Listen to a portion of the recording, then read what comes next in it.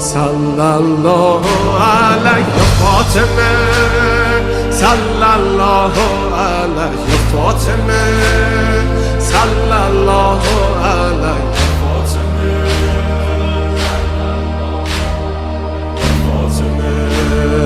روی لبها نور و قدر و کوثر و طه، ذکر نورانی عاشقها، تسبیحات حضرت زهرا. الله اکبر این همه جلال، الله اکبر این همه شکوه، الله اکبر در راه علی فاطمه ایستاده مثل یک کوه. میدونم که راز شهادت این اشکا رنگ